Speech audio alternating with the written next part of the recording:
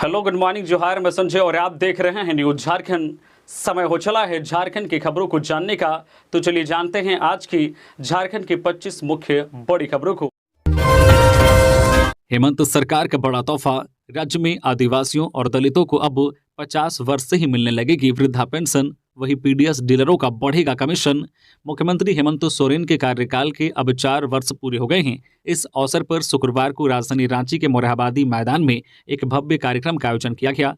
CM ने कार्यक्रम में कहा है कि अब से राज्य में आदिवासी और दलितों को 50 वर्ष से ही पेंशन का लाभ मिलने लगेगा। साथ ही पीडीएस डीलरों का कमीशन भी बढ़ेगा। इसके अलावा राज्य सरकार के 4 साल पूरे होने पर शुक्रवार को राजधानी रांची के मोरहाबादी मैदान में कार्यक्रम का आयोजन किया गया। सीएम ने इस अवसर पर 4,547 करोड़ की कुल 347 योजनाओं का उद्घाटन और शिलान्यास किया। वहीं शिक्षा विभाग के अधीन 662 एवं स्वास्थ्य विभाग के अधीन 307 पदों के लिए अभ्यर्थियों को नियुक्ति पत्र भी दिया गया। सीएम ने लाभुकों के बीच विभिन्न योजनाओं के लिए परिसंपत्तियों का वितरण किया। सीएम ने कहा है कि अब आदिवासी और दलितों को 50 वर्ष से ही वृद्धा पेंशन दिया जाएगा। साथ ही पीडीएस डीलरों का कमीशन बढ़ाने की भी बात कही है। कार्यक्रम में राज्य सरकार ने टाटा टीन प्लेट कंपनी के साथ एमओयू पर हस्ताक्षर किया। झारखंड सरकार की ओर से उद्योग निदेशक जितेंद्र सिंह और कंपनी की ओर से आरएन मूर्ति ने हस्ताक्षर किए। सरनाकोट को लेकर भारत बंद की पूर्व संध्या पर मशाल जुलूस, 15 करोड़ आदिवासियों की मांग, धार्मिक पहचान। सरनाकोट लागू करने की मांग को लेकर आज 30 दिसंबर को बुलाए गए भारत बंद और रेल रोड चक्का जाम की पूर्व संध्या पर शुक्रवार को झारखंड की राजधानी रांची में मशाल जुलूस निकाला गया। जयपाल सिंह मुंडा स्टेडियम से अल्बर्ट एक्का चौक तक केंद्रीय सरना समिति, अखिल भारतीय आदिवासी विकास परिषद, आदिवासी छात्र संघ, आदिवासी सिंगल अभियान एवं कई अन्य आदिवासी संगठन इस मशाल जुलूस में शामिल थे। केंद्रीय सरना समिति के केंद्रीय अध्यक्ष फूलचंद तिर्की ने कहा है कि 15 करोड़ प्राकृतिक पूजक आदिवासियों को अब तक धार्मिक पहचान नहीं मिली है। वर्षों से आदिवासी सरनाकोट की लड़ाई लड़ रहे हैं। धर्म कोड नहीं होने के कारण जबरन प्राकृतिक पूजक आदिवासी को हिंदू एवं ईसाई बनाया जा रहा है। 15 नवंबर को भारत के प्रधानमंत्री भगवान बिरसा मुंडा की जन्म स्थली उलिहातू आए थे, लेकिन उन्होंने सरना धर्म कोड के बारे में कुछ नहीं कहा। केंद्रीय सरना समिति के केंद्रीय अध्यक्ष फूलचंद तिर्की ने कहा है कि 24 दिसंबर को रांची के मोरहाबादी मैदान में जनजाति सुरक्षा मंच द्वारा डिलिस्टिंग रैली में आदिवासी को हिंदू बताया गया। बाध्य होकर आदिवासी आंदोलन को मजबूर हुए। आदिवासी सिंगल अभियान के राष्ट्रीय अध्यक्ष सालखान मुर्मू के आह्वान पर आज 30 दिसंबर 2023 को प्राकृतिक पूजक आदिवासी रेल रोड चक्का जाम करेंगे। इसमें आदिवासी संगठनों द्वारा निर्णय लिया गया है कि प्रेस, मीडिया, एम्बुलेंस, दूध, शादी विवाह एवं स्कूल बस समेत अन्य अनिवार्य सेवाओं को बंद के दौरान प्रभावित नहीं किया जाएगा। आज झारखंड को मिलेगी तीसरी वंदे भारत ट्रेन, रांची वाराणसी के बीच परिचालन, पीएम दिखाएंगे हरी झंडी। झारखंड को तीसरे वंदे भारत की सौगात मिलने वाली है। यह ट्रेन रांची से वाराणसी के बीच चलेगी। पीएम नरेंद्र मोदी आज इस ट्रेन को हरी झंडी दिखाएंगे। ट्रेन का परिचालन जनवरी से शुरू किया जाएगा। इसे लेकर दक्षिण पूर्व रेलवे ने अपनी तैयारी शुरू कर दी है। इस ट्रेन के परिचालन शुरू होने के बाद लोगों के लिए रांची से वाराणसी का सफर आसान हो जाएगा। अब 11 घंटे के बजाय केवल 6 घंटे 20 मिनट में लोग रांची से वाराणसी पहुंच पाएंगे।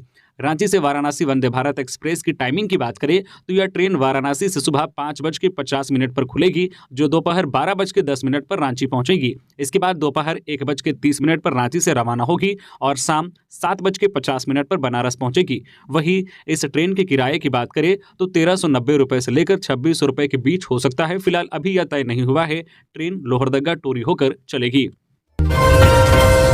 राज्यपाल ने झारखंड विनियोग अधिनियम 2023 को दी स्वीकृति। राज्यपाल सीपी राधाकृष्णन ने झारखंड विधानसभा से पारित झारखंड विनियोग अधिनियम 2023 को स्वीकृति प्रदान कर दी है। इसमें वर्ष 2023-24 के लिए 8,111 करोड़ 77 लाख 15,000 रुपए की निकासी की व्यवस्था की गई है। इस राशि का उपयोग 1 अप्रैल 2023 से 31 मार्च 2024 तक किया जाएगा।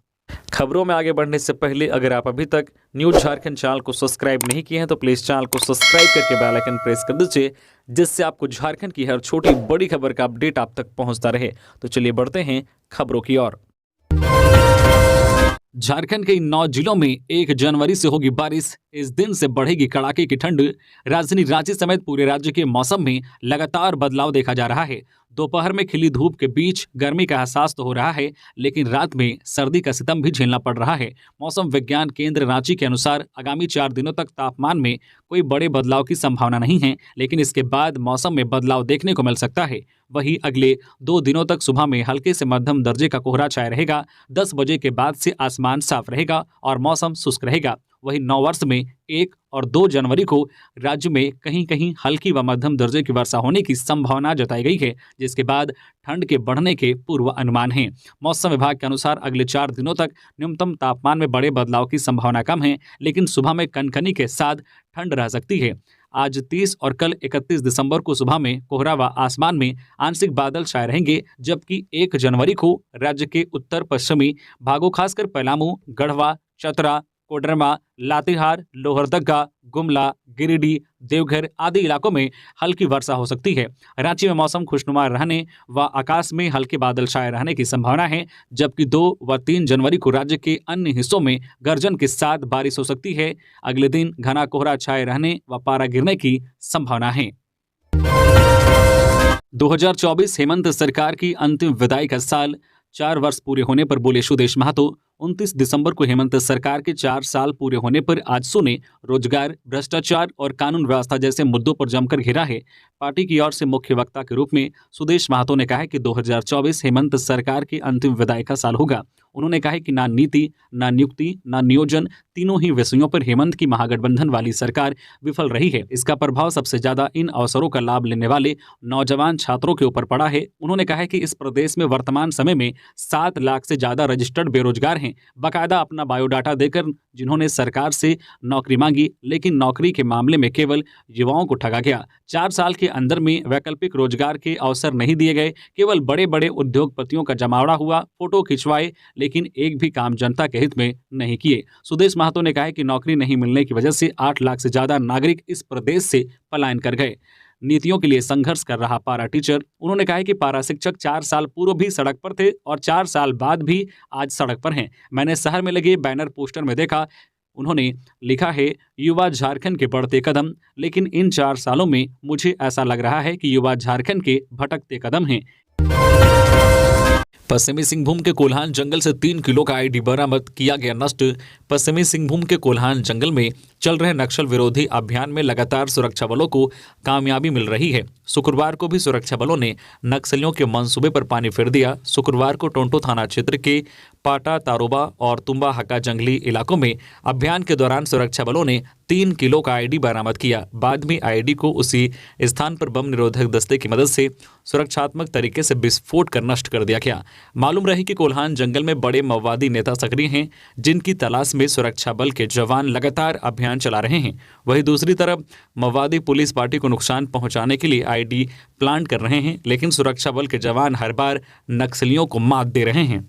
खबरों में आगे बढ़ने से पहले आपको बता दें कि न्यूज झारखंड चैनल में अभी न्यू ईयर गिवअवे चल रहा है, जिसमें आप पार्टिसिपेट होकर 51,000 तक का कैश जीत सकते हैं। इसमें ऑलरेडी जो है काफी लोग पार्टिसिपेट हो चुके हैं, तो अगर आप अभी तक पार्टिसिपेट नहीं हुए हैं तो आपके पास मौका है कैश जीतने का। इसमें से जो फर्स्ट लकी विनर बनेंगे उनको 20,000 का कैश रिवॉर्ड दिया जाएगा, जो सेकंड लकी विनर बनेंगे उनको 10 और जो थर्ड लकी विनर बनेंगे उनको 5,000 का कैश रिवॉर्ड दिया जाएगा। इसके अलावा भी किन्हीं 32 लकी विनर को 500 रुपए का कैश रिवॉर्ड दिया जाएगा और ये गिवअवे फेसबुक पे चलाया जा रहा है। इससे पहले हम लोगों ने दीपावली में 1,10,000 का गिव अवे यूट्यूब पे चलाया था, तो अगर आप उसमें पार्टिसिपेट नहीं हो पाए थे तो मौका है इस समय आप इसमें पार्टिसिपेट होकर कैश जीत सकते हैं। और इसका रिजल्ट का जो अनाउंसमेंट है वो 14 जनवरी 2024 को किया जाएगा। और एक चीज और है कि ये रजिस्ट्रेशन इसमें बिल्कुल फ्री है, कोई भी दर्शक इसमें पार्टिसिपेट होकर कैश जीत सकते हैं। तो आप चूक ना जाएं कैश जीतने के लिए, इसलिए जल्दी जल्दी रजिस्ट्रेशन करें और कैश जीतने के लिए तैयार हो जाएं। चलिए हम लोग बढ़ते हैं अपने खबरों की ओर। धन्यवाद। सरकार की चौथी वर्षगांठ के कार्यक्रम में उमड़ी भीड़, राज्य भर से पहुंचे समर्थक। सरकार की चौथी वर्षगांठ के कार्यक्रम में भाग लेने के लिए राज्य भर से हजारों की संख्या में समर्थक पहुंचे। सरकार और उनकी योजनाओं से लाभान्वित बड़ी संख्या में लोग सरकार के इस योजना में भाग लेने के लिए बसों से रांची पहुंचे थे। मोरहाबादी मैदान पूरी तरह से समर्थकों से भरा हुआ था। मुख्यमंत्री हेमंत सोरेन के भाषण के दौरान जब उन्होंने 50 साल के लोगों को भी पेंशन देने की घोषणा सहित अन्य घोषणाएं की तो पूरा आयोजन स्थल तालियों से गूंज उठा। इसके अलावा नियुक्ति पत्र लेने पहुंचे सैकड़ों की संख्या में युवा काफी उत्साहित थे। कार्यक्रम स्थल पहुंचने में जाम के कारण काफी मशक्कत करनी पड़ी। इसके बाद भी वे समय से पहुंचे थे। सरकार के 4 साल के कार्यक्रम में भाग लेने के लिए राज्य के लगभग सभी जिलों से समर्थक पहुंचे थे। जिलों के विभिन्न प्रखंडों से भी बसें पहुंची थी। दूसरे जिलों से आने वाले बसें 11 बजे से ही रांची पहुंचने लगी थी। बीआरपी सीआरपी ने की कलमबंद हड़ताल। बीआरपी सीआरपी ऐसे संघ से संबंध सभी बीआरपी सीआरपी अपने पूर्व निर्धारित कार्यक्रम के तहत शुक्रवार को कलमबंद हड़ताल पर रहे। ये आज शनिवार को भी सदस्य हड़ताल पर रहेंगे। संघ के केंद्रीय अध्यक्ष कृष्णा प्रसाद ने कहा कि 1 जनवरी से सभी बीआरपी सीआरपी काला बिल्ला लगाकर अपने दैनिक कार्यों का निर्वहन करेंगे। उन्होंने कहा कि शिक्षा विभाग की ओर से आंदोलन स्थगित करने का पत्र प्राप्त हुआ है। कहा है कि पत्र में यह स्पष्ट नहीं है कि जो सेवा शर्त नियमावली की प्रक्रिया 1 साल से प्रक्रियाधीन है कब कैबिनेट से पास होकर लागू होगी। यह विभाग की टालमटोल नीति को स्पष्ट करता है। संघ अपने निर्धारित कार्यक्रम जारी रखेगा। उन्होंने कहा कि सेवा शर्त नियमावली को लागू करने के लिए सभी जन प्रतिनिधियों से भी आग्रह किया गया, लेकिन अभी तक इस दिशा में गंभीरता से प्रयास नहीं हुआ।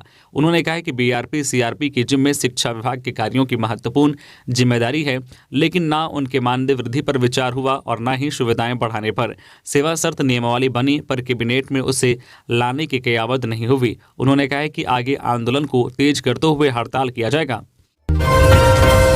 गांव की महिला की 60 आपत्तिजनक हालत में दिखा अधिकारी, भड़के ग्रामीणों ने पेड़ से बांधकर जमकर पीटा।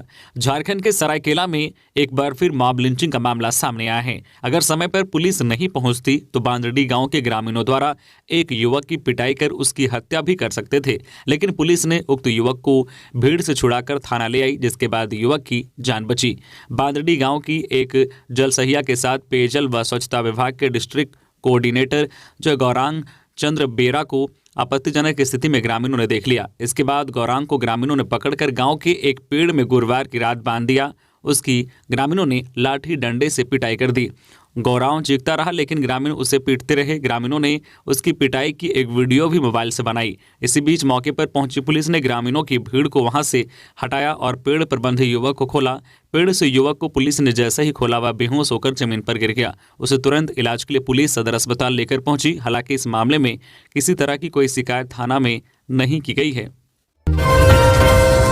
पति और पत्नी के झगड़े में 2 वर्षीय बच्चे को मां ने गला दबाकर मारा। गिरिडीह के बेंगाबाद थाना क्षेत्र के गोलको गांव में एक मासूम बच्चे की मौत संदेहास्पद परिस्थितियों में हो गई। शुक्रवार को बच्चे का शव का पोस्टमार्टम सदर अस्पताल में कराया गया। आरोप है कि बच्चे की मां ने ही बच्चे का गला घोंटकर हत्या कर दी।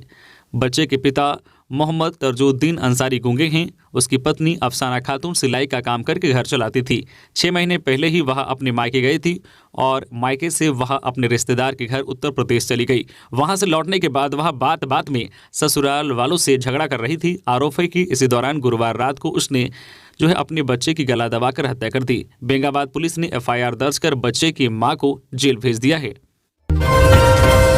7वीं से 10वीं जेपीएससी परीक्षा में सफल अभ्यर्थियों में से कितने पद हैं रिक्त? हाईकोर्ट ने जेपीएससी और राज्य सरकार से पूछा।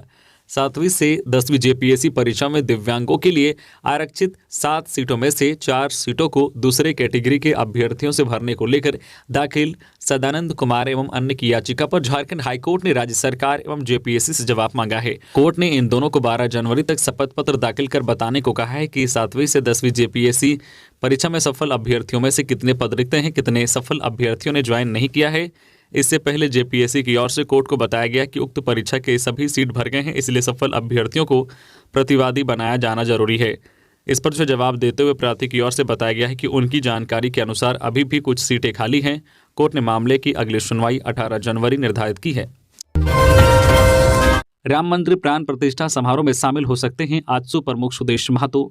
आजसू पार्टी के प्रमुख सुदेश महतो अयोध्या में राम मंदिर के प्राण प्रतिष्ठा के समारोह में शामिल हो सकते हैं। महतो ने शुक्रवार को कहा है कि उन्हें उद्घाटन समारोह का आमंत्रण मिला है। अयोध्या में भव्य राम मंदिर का निर्माण हो रहा है। 22 जनवरी को इसका उद्घाटन होगा और इसी दिन भगवान राम के बाल स्वरूप के विग्रह की प्राण प्रतिष्ठा की जाएगी। समारोह में प्रधानमंत्री नरेंद्र मोदी शामिल होंगे। आसू प्रमुख ने कहा है कि मैं अपने तय कार्यक्रमों के आधार पर प्राण प्रतिष्ठा समारोह में शामिल होऊंगा। यह बहुत गर्व की बात है कि 500 साल बाद रामलला अपने घर में होंगे, इसलिए यह एक भव्य अवसर है और हर किसी को इसका हिस्सा बनना चाहिए। महतो ने झारखंड में हेमंत सोरेन के नेतृत्व वाली सरकार के 4 साल पूरे होने के अवसर पर आयोजित संवाददाता सम्मेलन के बाद ये बातें कही। गिरिडीह के डुमरी में साइकिल प्रतियोगिता का आयोजन, मंत्री बेबी देवी ने किया उद्घाटन। गिरिडीह जिले के डुमरी में राज्य सरकार के खेलकूद मंत्रालय द्वारा आयोजित 10वीं राज्य स्तरीय साइकिलिंग प्रतियोगिता का आयोजन किया गया। इस 2 दिवसीय साइकिलिंग प्रतियोगिता में राज्य भर से 300 प्रतिभागियों ने हिस्सा लिया। इसमें 230 महिलाएं तो 70 पुरुष थे। इस दौरान साइकिलिंग प्रतियोगिता का उद्घाटन सूबे की उत्पाद मंत्री बेबी देवी ने हरी झंडी दिखाकर की। इस मौके पर राज्य साइकिल एसोसिएशन के महासचिव शैलेंद्र पाठक ने जानकारी देते हुए बताया कि 12 किलोमीटर साइकिल रेस अगले 2 दिन तक चलेगा और शनिवार को सफल प्रतिभागियों को पुरस्कृत कर सम्मानित किया जाएगा। इधर साइकिल प्रतियोगिता को लेकर डुमरी पुलिस सक्रिय रही और प्रतिभागियों के साथ डुमरी के 12 किलोमीटर इलाके में लगातार पेट्रोलिंग करती रही। पलामू के मेदिनीनगर के एफसीआई गोदाम में कार्यरत मजदूर की मौत, जमकर हुआ हंगामा। मेदिनीनगर के एफसीआई गोदाम में कार्यरत एक मजदूर की मौत ट्रक की चपेट में आने से हो गई। चालक को हिरासत में लेते हुए पुलिस ने ट्रक को जब्त कर लिया है। घटना अनाज लोडिंग करने के दौरान घटी। घटना के बाद एफसीआई के मजदूरों ने हंगामा किया। अनियंत्रित होकर पुलिया के नीचे जा गिरा ऑटो, 3 महिलाएं समेत 4 लोग थे सवार। सरायकेला खारसावा के चांडिल प्रखंड क्षेत्र के टाटा रांची मार्ग 33 पर आ रहा एक ऑटो अनियंत्रित होकर पुलिया के नीचे गिर गया। हादसे में 3 महिला समेत 4 गंभीर रूप से घायल हो गए हैं। बताया जा रहा है कि तीनों महिलाएं जमशेदपुर से प्राचीन कालीन जायदा शिव मंदिर में पूजा कर लौट रही थी, तभी अनियंत्रित होकर ऑटो पलट गई और पुलिया के नीचे गिर गई। घटना में ऑटो के परखच्चे उड़ गए। वही घायलों को इलाज के लिए एम्बुलेंस से जमशेदपुर भेजा गया। पलामू में 134 बटालियन में तैनात हवलदार की मौत। सीआरपीएफ 134 बटालियन में तैनात हवलदार को ड्यूटी के दौरान अचानक उल्टी होने लगी। उसके बाद उन्हें अस्पताल में भर्ती कराया गया, जहां डॉक्टर ने उन्हें मृत्यु घोषित कर दिया। पलामू गैंगरेप मामला, एसपी का ड्राइवर निलंबित, शुरू होगी विभागीय कार्रवाई। पलामू के सामूहिक दुष्कर्म मामले में एसपी के ड्राइवर को निलंबित कर दिया गया है। इसके साथ ही उस पर विभागीय कार्रवाई भी शुरू कर दी गई है।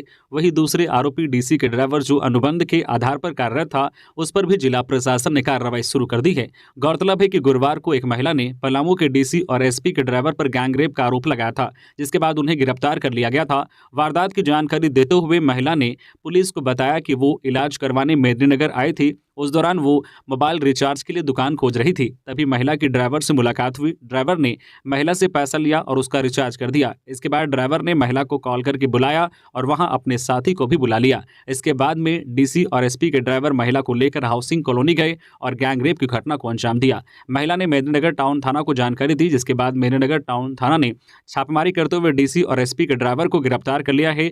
अब एक को सस्पेंड कर दिया गया है और दोनों पर विभागीय कार्रवाई शुरू कर दी गई है। भाजपा महिला मोर्चा ने शामुहान पर फूंका सीएम का पुतला, रक्षक को बताया भक्षक। पलामू समेत पूरे राज्य में महिलाओं पर बढ़ते अपराध बलात्कार के खिलाफ भाजपा महिला मोर्चा की जिला इकाई ने स्थानीय छेमुहान पर राज्य के मुख्यमंत्री हेमंत सोरेन का पुतला दहन किया। नेतृत्व जिला अध्यक्ष सीटू गुप्ता ने किया। पुतला दहन करते हुए महिला नेत्रियों ने जमकर नारेबाजी की। मौके पर जिला अध्यक्ष ने कहा कि राज्य की भ्रष्ट हेमंत सरकार में महिलाएं असुरक्षित है। प्रत्येक दिन प्रदेश के किसी न किसी शहर या गाँव में महिलाओं एवं बच्चियों के साथ दुष्कर्म, गैंगरेप, हत्या की घटनाएं होती आ रही है। सरेआम अपराधी बिना भय के घटनाओं को अंजाम दे रहे हैं। गुरुवार को ही मेदिनीनगर में महिला के साथ सामूहिक रेप की घटना घटी। रक्षक ही भक्षक बनकर अपराधियों वाला काम कर रहे हैं। इस घटना की जितनी भी भर्त्सन एवं निंदा की जाए कम है। प्रदेश प्रवक्ता लवली गुप्ता ने कहा है कि हेमंत सरकार में राज्य की गिरती विधि व्यवस्था से लोगों में असुरक्षा की भावना है। महिलाओं पर हो रहे अत्याचार की घटनाएं चिंताजनक हैं। निकम्मी भ्रष्ट हेमंत सरकार सोई हुई है। झारखंड में 6 आईएएस अधिकारियों को प्रमोशन मिला, सचिव रैंक। भारतीय प्रशासनिक सेवा के 6 पदाधिकारियों को झारखंड सरकार ने सचिव रैंक में प्रमोशन दिया है। इस संबंध में कार्मिक विभाग की ओर से अधिसूचना जारी कर दी गई है। इन अधिकारियों को अब पुनरीक्षित वेतनमान PV 14 से 1,44,200 और ग्रेड पे 2,18,200 रुपये पर उन्नति दी गई है। इन अधिकारियों को मिला है प्रमोशन। चंद्रशेखर प्रभारी सचिव ग्रामीण विकास विभाग, जितेंद्र कुमार सिंह प्रभारी सचिव उद्योग विभाग, कमलेश प्रसाद सिंह, विशेष सचिव कृषि पशुपालन एवं सहकारिता विभाग यतीन्द्र प्रसाद, प्रबंध निदेशक झारखंड राज्य खाद्य निगम रांची चंद्रशेखर उरांव, सचिव झारखंड लोक सेवा आयोग सुनील कुमार, मिशन निदेशक सह कार्यपालक पदाधिकारी झारखंड कौशल मिशन सोसाइटी रांची शामिल हैं। अज्ञात अपराधियों ने रिम्स कर्मी को मारी गोली। रांची के बरियातू थाना क्षेत्र के चांडिल मैदान के पास एक युवक को अज्ञात अपराधियों ने गोली मारकर घायल कर दिया। युवक को गोली कंधे के पास लगी। परिजनों के सहयोग से उसे रिम्स ले जाया गया। घटना गुरुवार की देर रात की है। घायल युवक का नाम राजेश मलिक है, जो रिम्स में कार्यरत है। घटना की सूचना मिलने के बाद पुलिस आगे की कार्रवाई में जुट गई है। जानकारी के अनुसार गुरुवार की देर रात राजेश मलिक अपने दोस्तों के साथ पार्टी कर रांची के ओरमांझी से अपने घर बरियातू लौट रहा था। जैसे ही वह बरियातू स्थित चांडिल मैदान के पास पहुंचा, वहां पहले से मौजूद 2 अज्ञात अपराधियों ने पीछे से फायरिंग शुरू कर दी। फायरिंग में गोली राजेश के कंधे में जा लगी, जिसके बाद वह किसी तरह से बाइक चलाकर अपने घर पहुंचा। परिजनों ने आनंद फानंद में उसे रिम्स ले गए और वहां उसे भर्ती कराया। शुक्रवार की सुबह को राजेश के परिजन थाना पहुंचे और वारदात की जानकारी पुलिस को दी। इसके बाद पुलिस रिम्स पहुंची। इधर गोलीबारी में घायल राजेश मलिक की स्थिति खतरे से बाहर बताई जा रही है। पुलिस पूरे मामले की जांच कर रही है।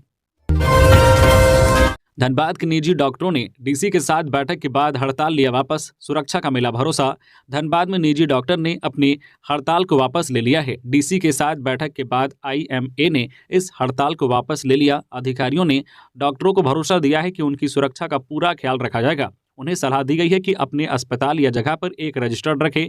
वहां टाइगर मोबाइल या पेट्रोलिंग टीम के लोग जाएंगे और उसमें अंकित करेंगे। प्रशासन और पुलिस के अधिकारियों की बातों से संतुष्ट होते हुए इंडियन मेडिकल एसोसिएशन ने हड़ताल वापस ले ली है। गौरतलब है कि गुरुवार को बरटाण स्थित एशियन द्वारिकादास सुपर स्पेशलिटी अस्पताल में इंडियन मेडिकल एसोसिएशन आईएमए की बैठक के बाद पूर्व में घोषित अनिश्चितकालीन हड़ताल में बदलाव करते हुए संगठन के पदाधिकारियों ने 30 दिसंबर से 1 जनवरी तक हड़ताल करने का ऐलान किया था। 1 महीने में ही हटाए गए होटवार जेल अधीक्षक, विपक्ष ने शुरू की बयानबाजी। रांची होटवार जेल के अधीक्षक बेसरा निशांत रवट को राज्य सरकार ने हटा दिया है। उनको हजारीबाग जेल के प्रशिक्षण संस्थान का प्राचार्य बनाया गया है। बता दें कि रॉबर्ट ने 1 महीना पहले ही होटवार जेल के अधीक्षक का प्रभार लिया था। पिछले दिनों धनबाद जेल में गैंगस्टर अमन सिंह की हत्या के बाद वहां के जेल अधीक्षक को हटाते हुए उनकी जगह बेसरा निशांत रवट को ही अतिरिक्त प्रभार दिया गया था, पर उन्होंने धनबाद के जेल अधीक्षक का प्रभार नहीं लिया था। उन्होंने विभाग को पत्र लिखकर कहा था कि होटवार जेल में कार्य की अधिकता है, ऐसे में उनको धनबाद जेल के अधीक्षक का अतिरिक्त प्रभार देना उचित नहीं है। इस मामले में बाबूलाल मरांडी ने बेसरा निशांत रवट के तबादले पर प्रतिक्रिया देते हुए कहा है कि जेल से सरकार चला रहे ईडी के कैदियों को जेल नियम का पालन करवाने के साहस की सजा युवा अधिकारी को मिली है। बाबूलाल मरांडी ने कहा है कि उन्होंने पहले ही अधिकारी के तबादले की आशंका जाहिर की थी, जो सही साबित हुई। संथाल आदिवासी समाज के बेटे बेसरा निशांत का बिरसा मुंडा जेल से महज कुछ हफ्तों में स्थानांतरण कर दिया गया। भ्रष्टाचारी प्रेम प्रकाश को उन्होंने केबिन में बैठने की जगह नहीं दी। साहिबगंज के पत्थर माफिया, जिन्हें मिनी सीएम बोला जाता है, उनके आगे घुटने नहीं टेके, इसलिए यह तबादला होना ही था। बाबूलाल मरांडी ने कहा है कि हेमंत सरकार की इस सजा को संथाल समाज याद रखेगा। राज्य में भाजपा सरकार आने के बाद इस जेल के खेल के पूरे प्रकरण की सीबीआई जांच कराई जाएगी। राज्य की अधिकतर सड़कों पर ट्रैफिक का अतिरिक्त बोझ बढ़ा। बरियातू रोड पर लगा जाम। 29 दिसंबर यानी कि शुक्रवार को राजधानी रांची के मोरहाबादी मैदान में झारखंड सरकार के 4 साल पूरे होने के उपलक्ष्य में राज्य स्तरीय कार्यक्रम का आयोजन किया गया था। इसमें राज्य भर के लोग शामिल होने के लिए रांची पहुंचे। इस वजह से शहर की अधिकतर सड़कों पर ट्रैफिक का अतिरिक्त लोड बढ़ गया। बरियातू रोड पूरी तरह से जाम रहा। हालांकि रांची के बाहर से बस से आने वाले लोगों और स्कूली बच्चों को बरियातू स्थित डीआईजी ग्राउंड में पार्किंग की व्यवस्था की गई थी। विभिन्न जिलों से लाभुक इस कार्यक्रम में शामिल होने के लिए बसों से रांची पहुंच रहे थे। रांची में ट्रैफिक व्यवस्था पूरी तरह से चरमरा गई थी। बड़े बड़े जो है बस में सवार होकर लोग कार्यक्रम स्थल मोरहाबादी में आने के लिए शहर के अंदर आए। रांची के करमटोली चौक पर डीटीओ परवीन कुमार और डीएसपी जितवाहन उरांव खुद ट्रैफिक व्यवस्था को संभालने में जुटे हुए थे। सुरक्षा को लेकर हर चौक चौराहे पर पुलिस की अतिरिक्त व्यवस्था की गई थी। कार्यक्रम स्थल पर भी सुरक्षा के पुख्ता इंतजाम किए गए थे। DC Rahul Kumar Sinha, SSP Chandan Kumar Sinha, city SP राजकुमार मेहता खुद सुरक्षा की मॉनिटरिंग कर रहे थे। गिरिडीह के गांडे में विकसित भारत संकल्प यात्रा में शामिल हुई केंद्रीय मंत्री अन्नपूर्णा देवी। केंद्रीय शिक्षा मंत्री कोडरमा सांसद अन्नपूर्णा देवी शुक्रवार को गिरिडीह के गांडे स्थित पर्वतपुर गांव पहुंची, जहां विकसित भारत संकल्प यात्रा कार्यक्रम आयोजित किया गया। इस दौरान भाजपा के विकसित भारत संकल्प यात्रा में ग्रामीणों की भीड़ भी जुटी, जबकि कार्यक्रम में भाजपा अध्यक्ष महादेव दुबे, गांडे भाजपा नेता यदुनंदन पाठक, पूर्व विधायक लक्ष्मण स्वर्णकार, सांसद प्रतिनिधि दिनेश यादव समेत कई भाजपा नेता शामिल हुए। केंद्र सरकार की योजनाओं से जुड़े स्टॉल इस दौरान जो गांडे प्रखंड कार्यालय द्वारा लगाए गए थे, जहां ग्रामीणों को पीएम आवास योजना के साथ उज्ज्वला योजना, घर घर नल जल योजना की जानकारी दिया गया। मौके पर केंद्रीय मंत्री अन्नपूर्णा देवी ने कई लाभुकों के बीच परिसंपत्तियों की राशि का वितरण भी किया। 22 जनवरी को श्री राम मंदिर में रामलला की प्राण प्रतिष्ठा को लेकर बीएचपी ने निकाली अक्षत कलश यात्रा। जमशेदपुर में 22 जनवरी को श्री राम मंदिर में रामलला की प्राण प्रतिष्ठा को लेकर विश्व हिंदू परिषद ने निकाली अक्षत कलश यात्रा। कलश यात्रा काशीडीह दुर्गा मंदिर से निकाली गई। इस कलश यात्रा में हजारों राम भक्तों ने हर्षोल्लास, शंख ध्वनि, ढोल बाजा, नगाड़ा, ताशा, आतिशबाजी के साथ में रथ में सवार भगवान राम, लक्ष्मण, भरत, शत्रुघ्न, माता सीता, साथ में भगवान बजरंगबली महाराज विराजमान थे। हाथों में केसरिया पताका लेकर सभी लोग हर्षोल्लास के साथ राम धन के गीत डीजे में बजाते हुए आगे आगे चल रहे थे। जय श्री राम का नारा एवं जो है उद्घोष सभी के कंठ में था। यह यात्रा जो है साक्षी शिव मंदिर पहुंचा। मारवाड़ी समाज के लोगों ने दीप प्रज्वलित करके कलश यात्रा का पूजन किया। इसके बाद कलश यात्रा बसंत टाकीज के सामने बजरंगबली के मंदिर में चिंटू सिंह के द्वारा स्वागत एवं दीप प्रज्वलित कर फिर यह यात्रा साक्षी गोल चक्कर में पहुंचा। यहाँ स्थानीय दुकानदारों ने लोगों ने भी जो है अक्षत कलश यात्रा का पूजन किया।